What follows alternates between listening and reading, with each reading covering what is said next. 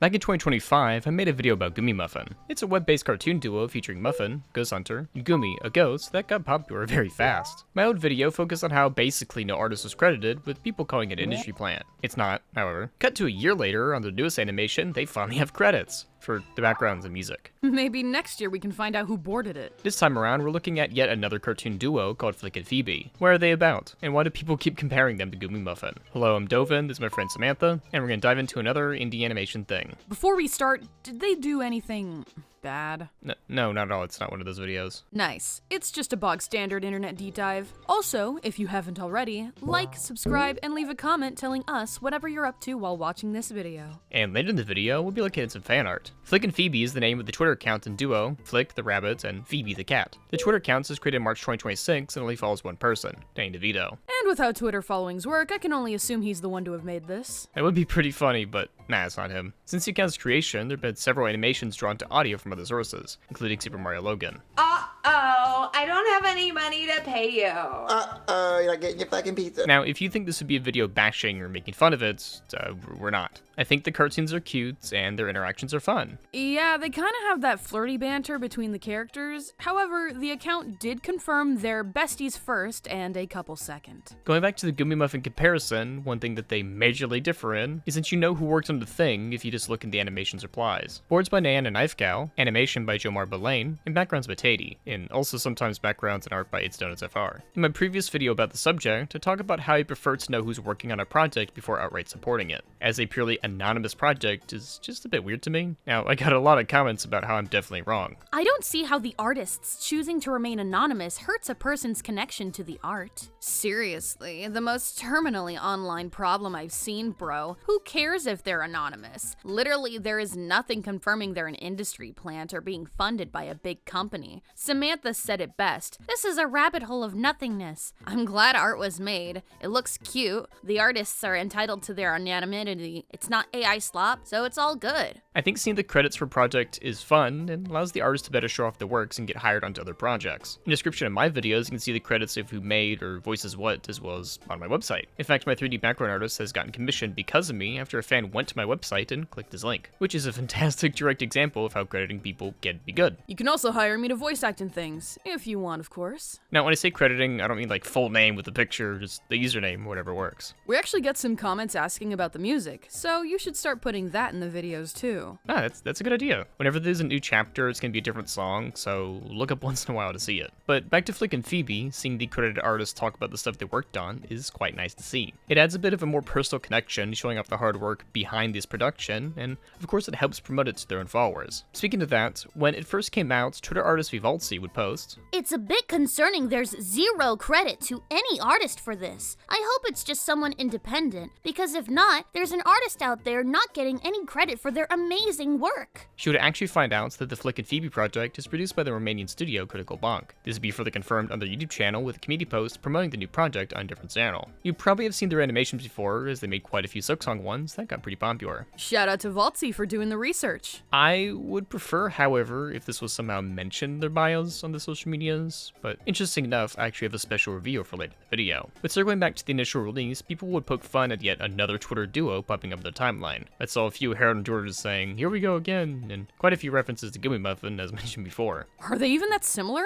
Aren't they both just two characters doing stuff? Basically, yeah. GOOMMYMUFFIN targets an older adult base, with the TikTok and Twitter being rated 18+, though their Patreon is only rated 17+. So you can support them at 17, but just not watch their main accounts until you're 18. Also, I think the 18+ age rating on Patreon is a bit confusing, so I guess they wanted to skirt past that. Yeah, that could be it too. But as for FlickandPhoebe, their target audience is more akin to that of Chicken Nugget, of whom I already made a video on that you can watch after this one. Luckily, I already saw it, but I'm not spoiling nothing. GOOMMYMUFFIN would also be classified under horny bait, often seen retweeting not safe work of their own as scenes and making some pinups here and there, with FlickandPhoebe not doing that. So though the jokes of them being similar are funny, they're targeting different demographics and fill different niches in the online indie space. So yeah, not similar at all, and people just wanted to poke fun at it. But hey, at least it makes our title and thumbnail more eye-catching. Yeah, glad it's not clickbait. Honestly, I have more of a preference for FlickandPhoebe since we actually know who's working on the projects. What's interesting is that there's actually a third Twitter duo I saw pop up on my timeline in relation to this called Catgirl Benoy, which made an account a month before Flick, though it's more so a parody of the genre. Though I had seen some people be suspicious about the accounts as a Twitter Twitter user Greeny Phantom, who said, I don't trust this account. They're another one of those mascot accounts that show up with no individual identity and just posts a bunch of art about cute characters.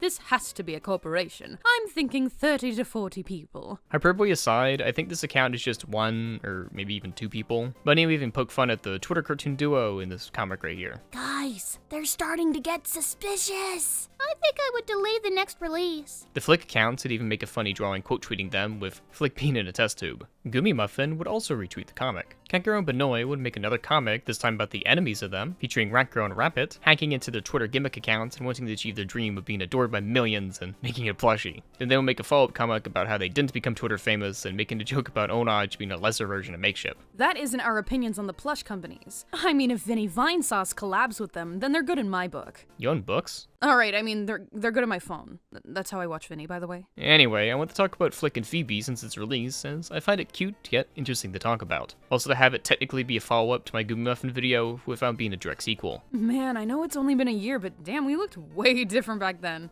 Looking back, I say I aged like fine wine. What about me? Yeah, you've aged. I definitely say I did after taxes this year. I didn't even know I can grow a beard. Aren't you forgetting that reveal you hinted on early on in the video? Oh yes, I actually had a chat with the creator of FlickandPhoebe. I emailed the board artist Niana Knifegow, and we had a text chat over Discord that revealed some more insight to the project. To confirm, while Niana is the creator, she feels that it's a bit ingenuine as it's a team effort to make the shorts. Also, the reason that Critical Monk is not mentioned in the bio is she would prefer to keep it its own thing, with the studio allowing them to keep it a separate production. She'd also go on to say that she has creative control over the project. That's cool that she's the creator and project lead, but how did she become the creator? She had said that a few board artists were approached for OC pitches to see if anyone at the studio had anything in mind, and thus her idea was chosen. I suppose it makes sense that one of the people mentioned was the creator, and now we know who it is. Although my questions about the project were brief, I want two of the responses to be read verbatim. The second to last question I asked was, what sort of future would you like for the series? Niana will respond, As of now, from what everyone's been watching, it's all just audio from various other media. We are planning to have it go fully original soon, especially with VAs, so we won't have to rely much on borrowed audio to do these themes. Just not the right time at the moment. Need more momentum, so to say, so we can all feel comfy and confident enough to move forward. And if this were to come true, hopefully soon, this can help me freely write what the characters are supposed to represent. Like, I'd want Flick to have more themes that represent the alt kids, weird kids, and maybe somewhere around having ASD too. It's something that I'd want to subtly write onto them as a bit of an extension of myself. Well, both characters.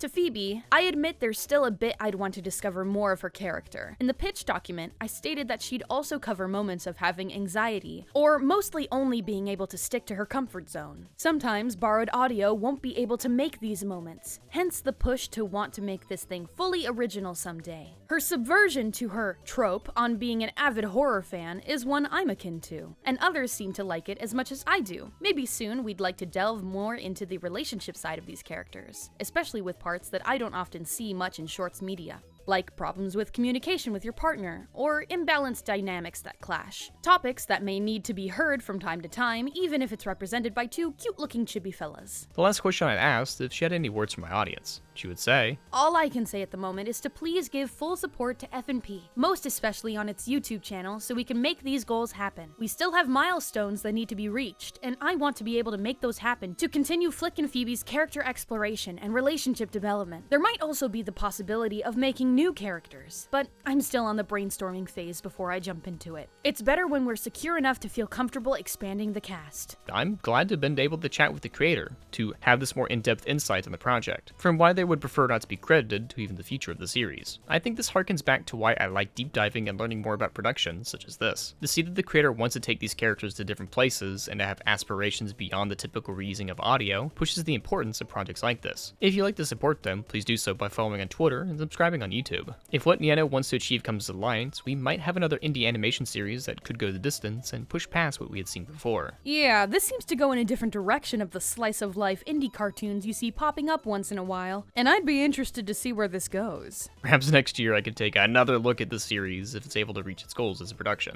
But until then, I'm excited to see what they come up with next, and I hope you'll be there too. It also makes it a bit funny rereading this post poking fun at the idea of it being an industry plant. Come on, let's be for real. Like an industry plant would want something this emotional additional depth to be made. But for now, let's take a look at some audience responses before we wrap up this video. I may have forgotten or didn't remember GOOMMYMUFFIN, but for me, original animations of ones do OCs in a closed pocket world doing fun things is cool, and shows that they love their OCs. Q&D hoping FlickandPhoebe is not a cash grab. I'd be upset if it is. Unrelated to topic, but related to FlickandPhoebe, I saw a direct cosplay reference to Kill la Kill, and I think it's neat. I personally like them more than GOOMMYMUFFIN, but I don't think it's a clone to be honest. What are the criteria for considering it a clone anyways? Bouncy and clean animation using tweeting and or rigs, bright colors, furry characters, storytelling, meme content, funny audios, relatable stories on social media, girls? I think they both were born from the same idea, making content for social media while telling a story. But there are a lot of creators out there of shorts too. Is Chicken Nuggets also a clone of GOOMMYMUFFIN because they also have those points? Absolutely not. They all have their own way to do it. No one is the creator and owner of any concept and or way to do stuff. I have no knowledge on this situation, but I think the concept of a dual OC cartoon is fine and really cool. I feel like people calling it a clone of GOOMMYMUFFIN is just people wanting to hate just to hate, and it's not actually a big deal. I think it's always fun to see new indie projects come up on my timeline. Especially ones that are a bit more transparent regarding those who are actually working on the project. While I think the comparisons between FlickandPhoebe to GOOMMYMUFFIN were funny, and definitely helps the title and thumbnail of the video, it's really just more surface level more than anything else. And the fact we have a parody of the genre from someone who is pretty fun to look at. I'm happy to have gone down this rabbit hole to discover a project like this, and thank you again to Deanna for letting me interview her about her and her team's project. In the end, it was nice to make a video where something cool was happening behind the scenes, and with a hope for future to boot. And thank God for that. It means I have way less weird lines for me to read. Now let's take a look at some fan art we got. If you have any, you can tag us on Twitter or Blue Sky and you can show it in an upcoming video.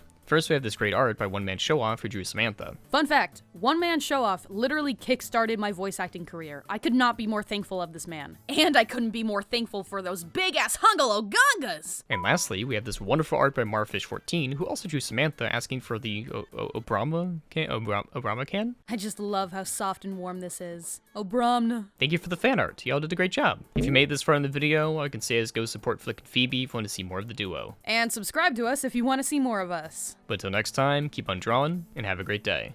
And she got me red-handed, sleeping with the girl next door. Picture this, we were both butt naked, banging on the bedroom floor. I blame Doobus for getting that song stuck in my head. He was like, hey, watch this, and he showed me 2 different fucking videos of it while we were eating dinner, and it was just, it's stuck now. I blame you, Goob!